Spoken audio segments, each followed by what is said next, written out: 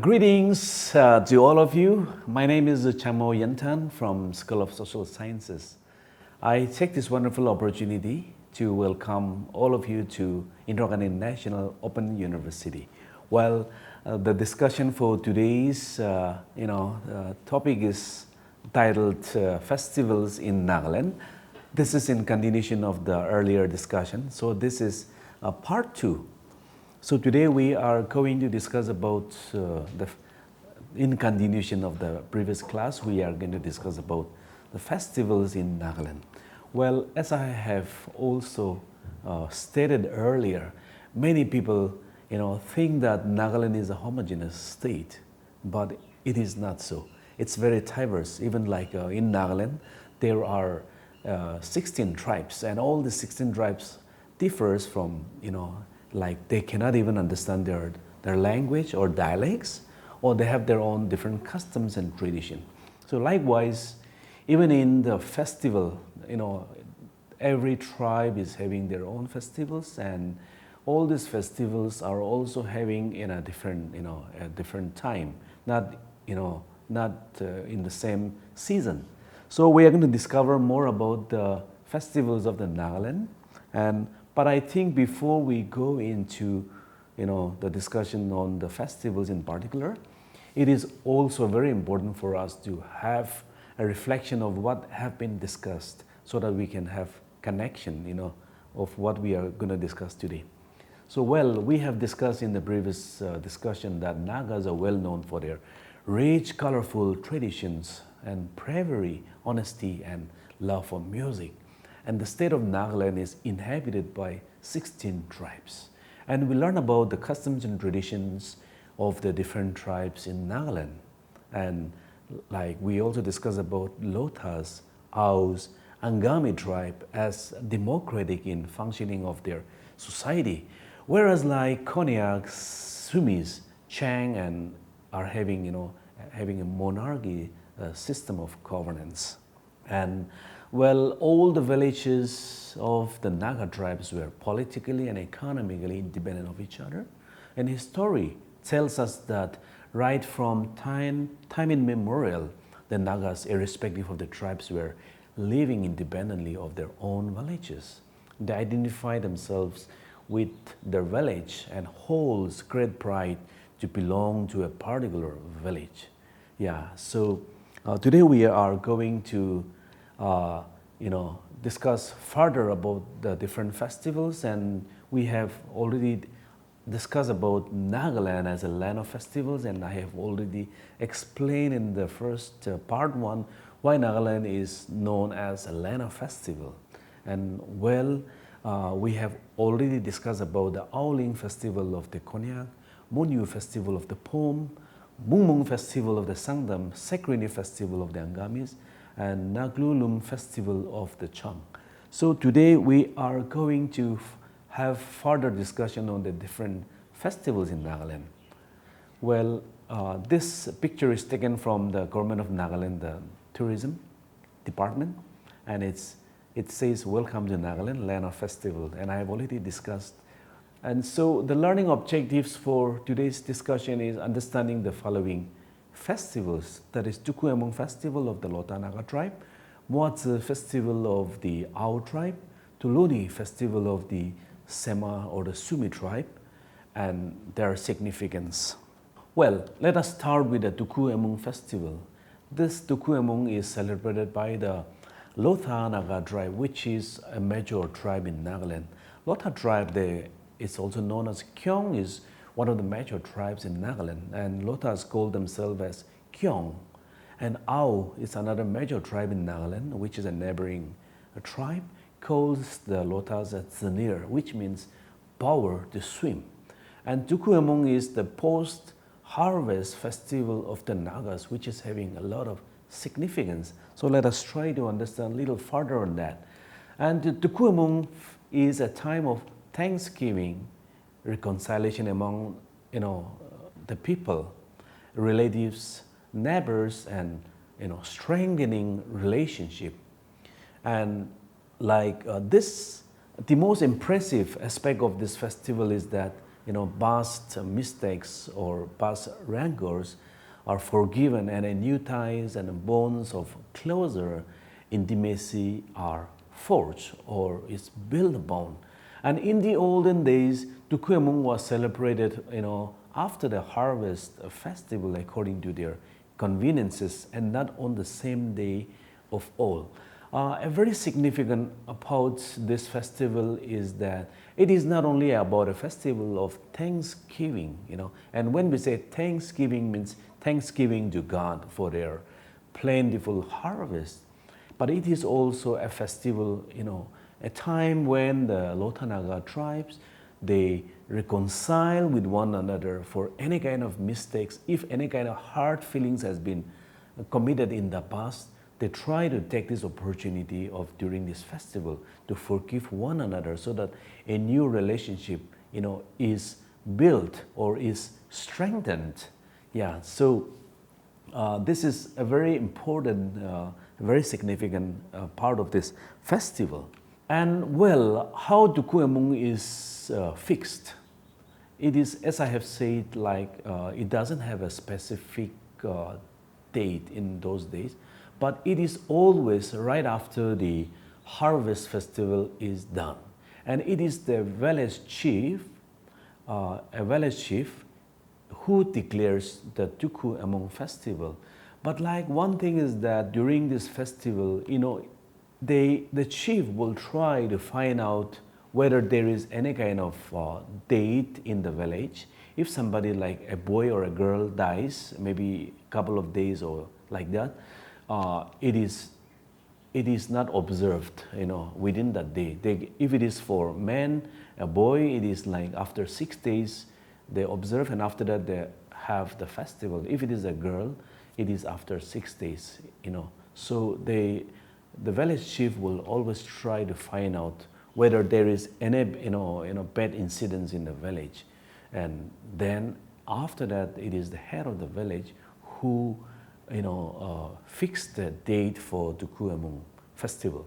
And the Tukuyamung festival lasted for 10 days, and within the 10 days, several rituals and ceremonies take place, and entire villages emerge, themselves in merrymaking, dancing, drinking, and feasting. And the 10th day or the last day of the festival is known as the Tukuyamung festival. And both young and men all engage in merrymaking, dancing, and feasting on this day. It is a colorful festival of the Lotanagas. And the Tukuyamung ends the Naga agriculture year, which also means a new year starts from the next day. Tukuyamung is also it also means it's a new year, for the Lotas. And the marriages were also open after Tukuyamung, festival. It's mostly they do not, marriages are not allowed to take place before this Tukuyamung is celebrated. So right after whatever engagement might have, if it has happened, it is open for marriage after Tukuyamung festival is open. It is after it is being observed. And the new houses are built, feast of marriage were also performed, and the land survey for fresh cultivation is also being conducted after Tukuyamung festival. So this is a very important festival of the Lotanaga tribe. And it is also a time for removing village gates, cleaning and repairing wells, and construction of new chombo. Chombo means a morong, and morong means it's a bachelor's dormitory. So during this time, the morongs or the bachelor's dormitories are also being constructed. And, prayers were also offered to the spirits of the people who had died in the respective years. For example, among the Lotanaga tribes, it doesn't happen now, but in the olden days, if a person dies, example in January, February, well, till November, till this festival is completed, they will have to keep on feeding, in the cemetery, they will take, food, keep serving, throughout the year. And so when this Tukuyamung comes to an end, it is also a time for them to separate from the dead spirit to the living. So this is again a very significant. This is another one of the most significant aspect of Duku Emung festival, and it was customary for the family who lost any members during the year to stay in the village until the last rituals were performed. Hence, Duku Emung festival was very significantly observed. Yeah, so we'll go to the next tribe. That is a Muatse festival that is observed by the Aunaga tribe. Muatse is a festival celebrated by the Au tribe. It is celebrated in the first week of May every year by performing various rituals. The Au observes, Muatse Mung after the sowing is done, and the festival provides them a period of recreation, entertainment after the stressful sowing festival. So this festival is being done, observed after all their, after everything, the sowing of their field is being done, which is definitely a very stressful time for the Ao Nagas, or for the Nagas in general, or people in general. So after everything is sown, this festival is being observed. And it is also observed as a season to clean up community wells, repair houses, and the morongs. I have said morong is the bachelor's dormitory, which we will be discussing in the next class. And during, this festival, the Muatse festival, one of the symbolic celebration is Sangbangtse, where big fire is lit and men and women sit around, putting on their complete best attires, and the women folks serves the wine and meat. You can see a young man and woman, a young man very beautifully dressed up in their traditional costumes. So during these festivals, they come up with their best traditional attires. And the natural, customary practice of the forefathers were also, competing in making the best rice beer and rearing the best possible pigs and cows to be slaughtered during this festival. So this Muatse is a very interesting and a very happening festival in Nagaland. And the women wave, the best of traditional garments and adorn themselves with all their, finery. They join the men in dancing, eating and drinking and composing warrior songs.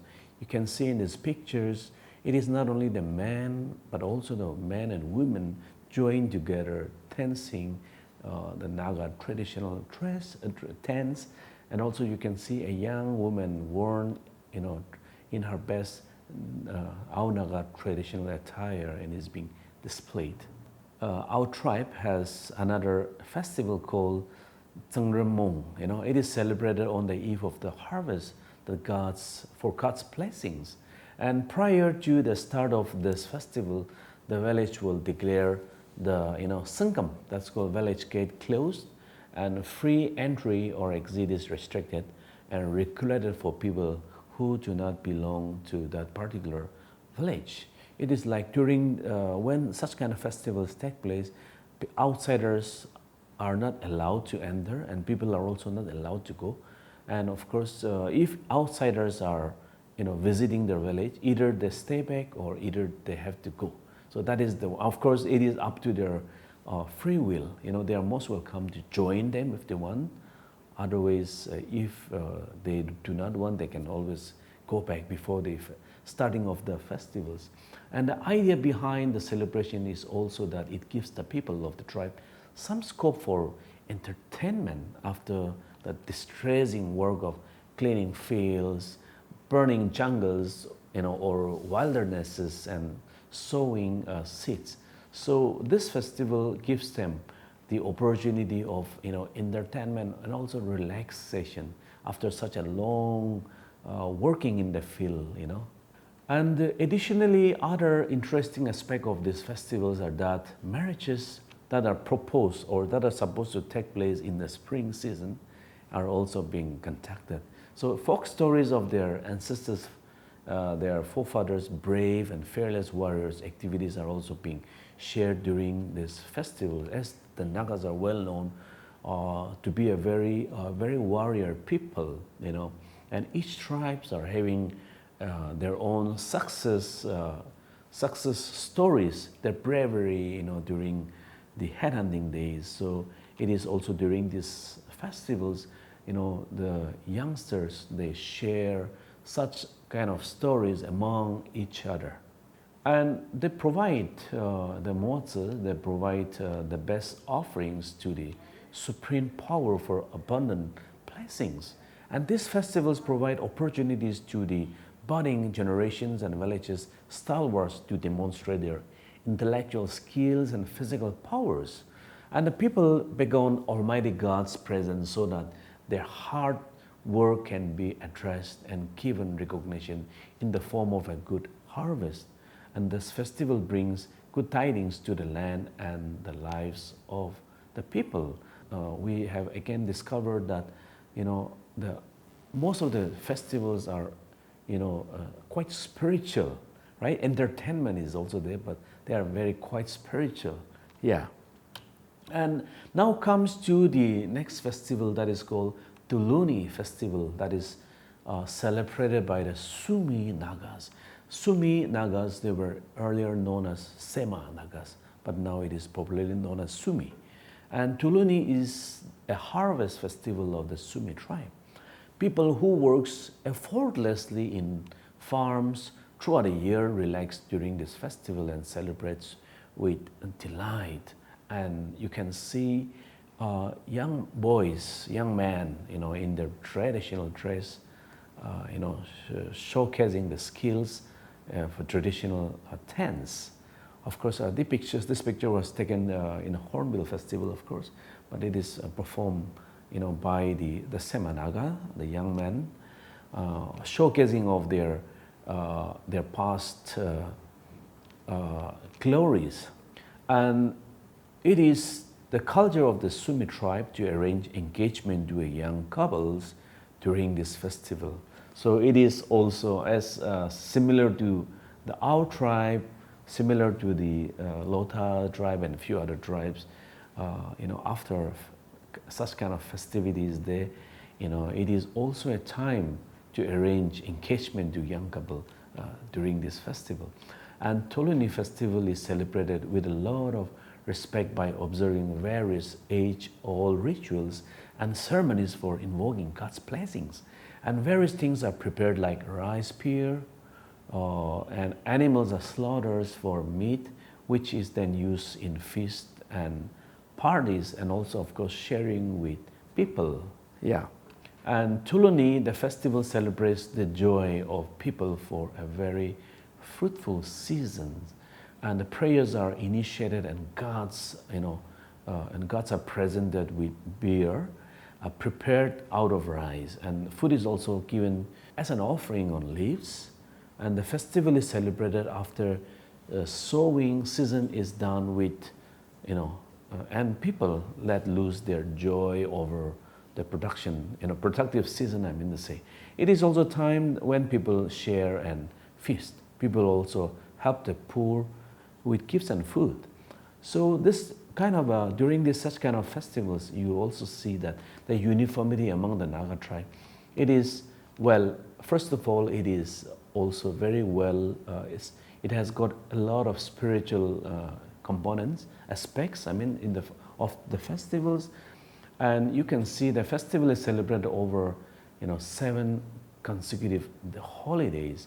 And they will, during these festivals, they will dress up with their best attires. As you can see, young women in the Sumi Naga traditional costumes, you know, dressed up for the festivals. So what we will do is now we will just give a reflections of what we have discussed today. First, we have understood the diverse tribes in Nagaland and their festivals. We have also learned today about the Lota Tukuyamung festival as a time of thanksgiving, sharing, forgiving, strengthening relationship, and parting with the spirit of the dead people. And we have also learned about Moa's festival as a time of relaxations, merrymaking, and prayer for blessings, and of course a time for marriage as well. And we have also learned about Tuluni festival by the Suminaga as a time of merrymaking, resting, and offering prayer to Almighty God for good harvest. Today, we will come to the end for today's discussion. In the next discussion, the main focus will be on the Hornbill Festival, and then followed by, the Feast of Mary, the Morong, and also status of women in Naga society. And then in the end, we will try to discuss about the Nagas today in the contemporary times. Yeah, thank you very much.